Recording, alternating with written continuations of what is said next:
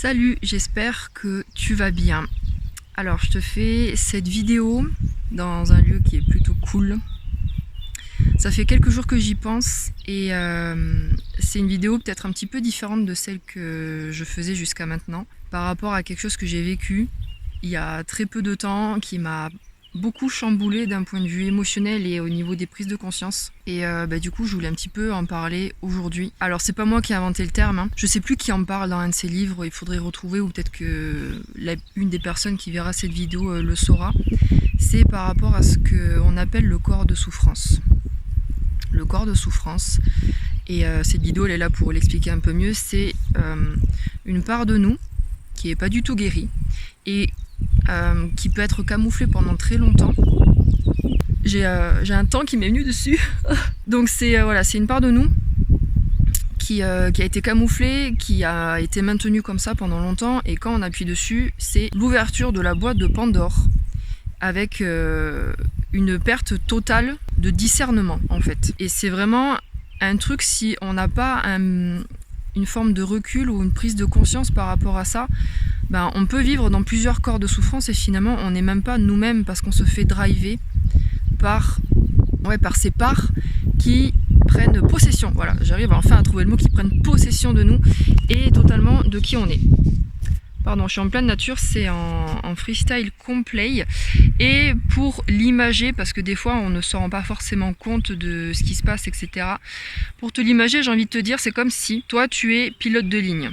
Tu vois, tu es dans ton cockpit, tu gères l'avion, tu gères la direction. Bon, tu peux être des fois un peu en mode automatique, mais en tous les cas, c'est toi qui es aux commandes. Et le corps de souffrance, moi c'est l'image que j'ai eue en fait quand je l'ai vécu, c'est l'insurrection de un passager qui a pété un plomb parce que il a pas eu d'eau fraîche, tu vois, pour une raison X ou Y, et c'est une mutinerie. Voilà, ils arrivent jusqu'au cockpit et puis ils prennent les commandes et toi t'es là, t'es un peu désemparé parce que un seul passager a réveillé tous les autres. Et c'est un peu le bordel quoi, tu vois. C'est ils ont pris possession de l'avion, mais ils savent pas s'en servir, c'est ça le problème. En tant que pilote, t'es un peu sous le choc parce que t'as pas prévu ça et t'avais pas prévu qu'il allait pas avoir d'eau fraîche, tu vois, un truc comme ça, un truc un peu bidon. Des fois, c'est dans notre vie, ça peut se symboliser par un mot, une attitude, une situation, un comportement que tu reçois et qui te fait péter un plomb. Et même des fois, tu sais pas pourquoi. Vraiment. Et c'est là où justement ça peut être intéressant, c'est shift par rapport à la réalité. Nous, c'est quand tu ne sais pas pourquoi tu réagis comme ça, c'est que potentiellement il y a un corps de souffrance qui s'est réveillé derrière, alors que une partie de toi elle est là, mais pourquoi à ce point? J'en reviens à l'avion. Et le truc, c'est que quand il y a une mutinerie, surtout dans un avion, c'est un peu dangereux. Tu vois, parce que si tu cherches à imposer ta loi, ça va péter un plomb, vous allez vous cracher. Et si tu te laisses faire, ils ne savent pas gérer l'avion, donc vous allez aussi vous cracher. Donc c'est entrer en dialogue avec ces corps de souffrance.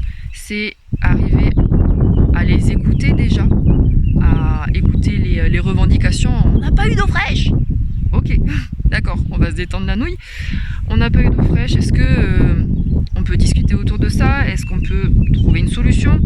Mais déjà comprendre l'élément déclencheur de ce corps de souffrance, le laisser s'exprimer. Dans la réalité, c'est pleurer, ça peut être s'exprimer en mode PNL, hein, on évite d'accuser le monde entier pour un truc qui nous concerne, c'est mieux. C'est écrire, ça peut être crier, chanter, aller balader, aller prendre du temps pour soi pendant 2-3 jours, peu importe. Et ensuite arriver à apaiser tout le monde. Donc apaiser, là je reviens dans l'avion, apaiser celui qui a déclenché la mutinerie en mode écoute, on n'a pas d'eau fraîche mais on va sortir des glaçons. Ça va, tu vois. Après que chacun reprenne un petit peu sa place et surtout toi que tu reprennes les commandes parce que c'est toi le chef de ta vie, mais c'est pas les passagers, parce que les passagers ils sont là, il y en a tout plein, mais dans un voyage d'un avion, t'es pas lié à eux forcément. Alors il y a une histoire commune qui les rattache à toi, c'est comme des passagers. Ça reste toi le pilote de l'avion, tu vois. Et l'idée dans tout ça, c'est d'avoir conscience de ces corps de souffrance. C'est avoir conscience qu'il peut y avoir des parts de nous, on en a tous, qui peuvent se réveiller un peu du jour au lendemain, qui peuvent prendre une forme presque possession de nous faire avoir des comportements, des mots, des attitudes, des fois incompréhensibles ou démesurés, clairement, démesuré d'un point de vue émotionnel.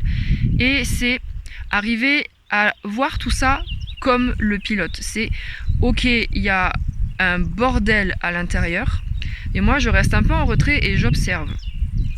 J'observe pour comprendre, j'observe pour trouver celui qui a déclenché la mutinerie, j'observe pour comprendre le problème de celui qui a déclenché la mutinerie, dialoguer et apaiser.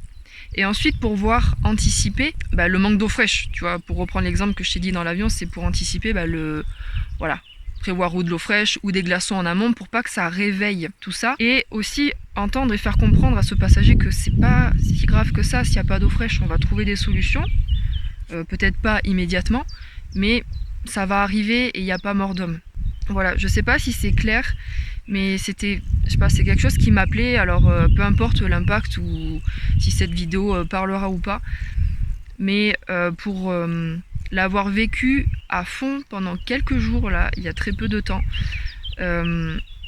et pourtant avec pas mal de travail que j'ai pu faire sur moi depuis un certain temps, ouais, il y a un corps de souffrance qui a complètement pris possession de mes pensées, mes émotions, de toutes mes réactions de manière démesurée et dans un état de mal-être émotionnel qui était hyper dense. Ça faisait longtemps que j'avais pas vécu ça et je me suis vraiment interrogée, mais qu'est-ce qui se passe, qu'est-ce qui a été touché, pourquoi? Pendant tout le moment quasiment j'ai réussi, j'ai à peu près gardé une forme de recul pour observer ce qui se passait, les pensées en mode repeat, les émotions qui revenaient, les histoires ensuite que je me racontais dans mon mental, et du coup ça a empiré le truc et tout. J'ai à peu près observé le processus pour mieux l'anticiper après, déjà mieux le comprendre en fait le dessous qui est pas du tout guéri, mieux le comprendre, ensuite pour aller vers une guérison et une transformation de tout ça. C'est peut-être cette prise de recul qui peut être difficile des fois selon où on en est, selon ce qui a été touché, la situation, les imbrications avec les autres, etc.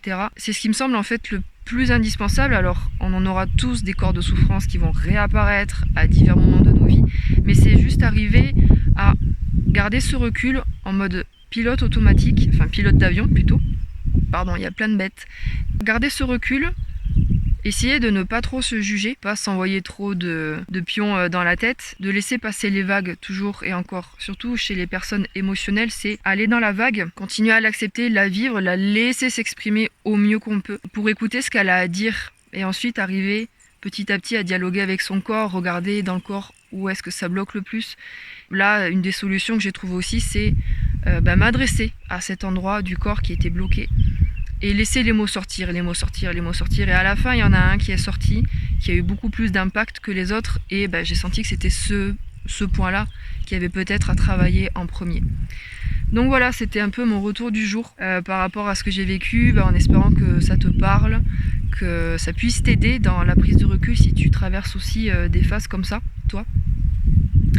Et écoute, je te dis à bientôt et n'hésite pas à partager cette vidéo si ça peut aider quelqu'un, si ça peut parler à quelqu'un ou mettre en lumière certaines choses sur des comportements. Voilà.